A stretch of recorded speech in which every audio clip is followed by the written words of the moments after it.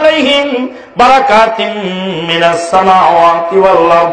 আল্লাহ রাব্বুল আমিন বলেন, দুনিয়ার মানুষেরা শোনো, যদি জনপদের লোকেরা ঈমান আনে আর আল্লাহর উপরে অটল ভরসা রাখে, তাহলে তাদের জন্য আসমান জমিনের বরকতের দরজা খুলে দেওয়া হবে।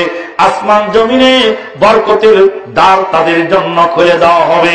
তাদের কোনো কিছুর সমস্যা হবে না। সমস্যার জন্য দায়ী কোরআন সুন্নাহ থেকে, কোরআন সুন্নাহর পথ থেকে মানুষ যখন ফিরিয়ে চলে আসে, তখন মানুষের দুনিয়ায় সমস্যা হয়ে যায়।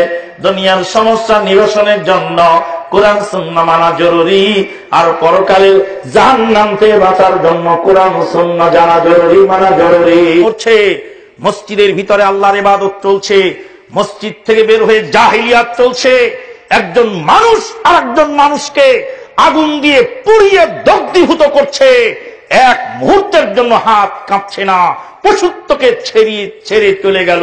এর মূল কারণ হলো কোরআন সুন্নাহ থেকে ডিসপ্লেস। বন্ধুগণ, কোরআন সুন্নাহর পথে আবার যদি মানুষ ফিরে আসেন, দুনিয়া ও আখিরাতের কল্যাণ হবে।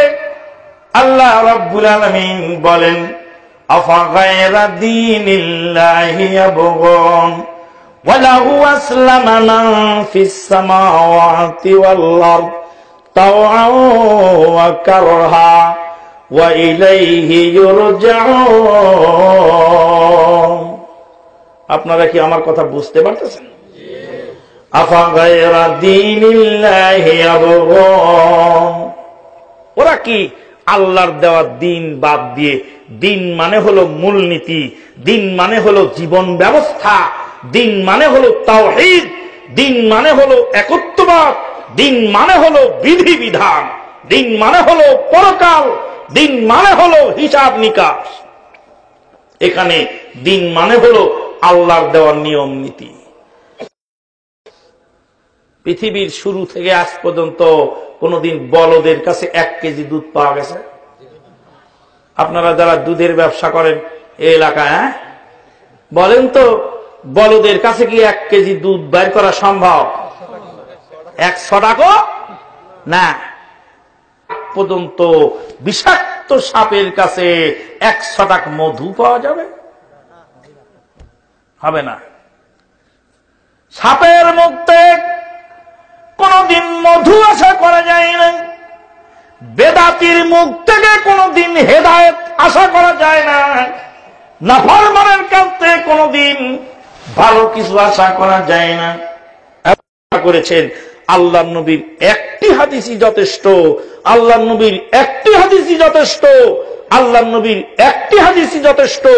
লা ইউফলিহা কওমুন ওয়াল্লাহু আমরাহুম ইমরাতান, কোশ্চিন কালেও ওই জাতির মুক্তি হতে পারে না, কোশ্চিন কালেও ওই জাতি সফল হতে পারে না, কোশ্চিন কালেও ওই জাতি নাজাত পেতে পারে না যে জাতি তাদের নেতৃত্বের আসন নারীদেরকে ছেড়ে দিয়েছে।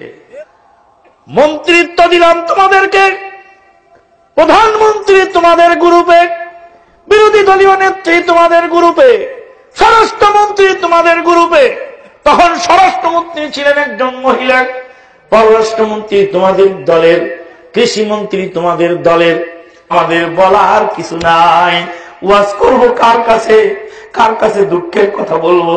কার কাছে জীবনের মনের ক্ষেত গুলি তুলে ধরবো? কোথায় গিয়ে বলবো? মানুষ তো মানুষ নাই, মানুষ তো পশুতে পরিণত হয়ে গেছে।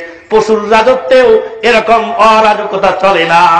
অগ্নি দগ্ধ করে মানুষগুলি যখন অ্যাসিড নিক্ষেপ করে, পেট্রোল বোমা নিক্ষেপ করে, রাত 1:30টার সময় ময়মনসিংহ হাই রোডে মা গো মা বলে চিৎকার করতেছিল, সেই অসিদ্ধ লোকগুলি আমি ওখান দিয়ে আসতেছিলাম। মানুষের বিবেক যদি থাকে, মানুষের যদি অন্তরের ভিতরে যদি একটু মনুষ্যত্ব থাকে, মানুষ হয়ে পশুত্বের কাজ করতে পারে না। কোথায় তোমার ক্ষমতা আর কোথায় তোমার পাওয়ার?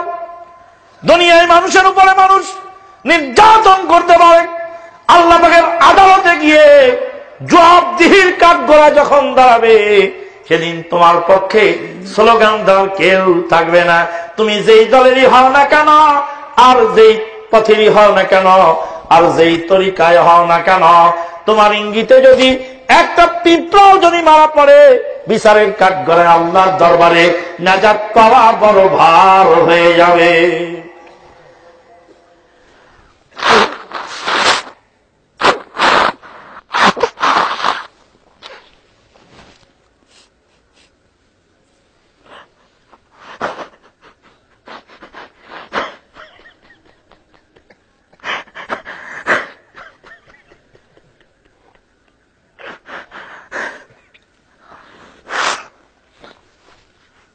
আল্লাহর নবী বলেন, বিচারের কাঠগড়ায় মানুষকে যখন আল্লাহ জিজ্ঞেস করবেন কেন এই কাজ করেছিলে, কেউ উত্তর দেওয়ার ক্ষমতা তার থাকবে না। সেদিন আল্লাহ রাব্বুল আলামিনের দরবারে মানুষ একা একই জিজ্ঞাসীর কাঠগড়ায় দাঁড়াবে। আল্লাহ রাব্বুল আলামিন বলেন, ওয়ায়াতিহি ইয়াউমাল কিয়ামাতি ফারদা, এক এক করে আল্লাহ জিজ্ঞাসা করবেন, প্রত্যেকের জবাব তাকে দিতে হবে। সেদিন তোমার পক্ষে আর আমার পক্ষে স্লোগান দেওয়ার মতো কেউ থাকবে না।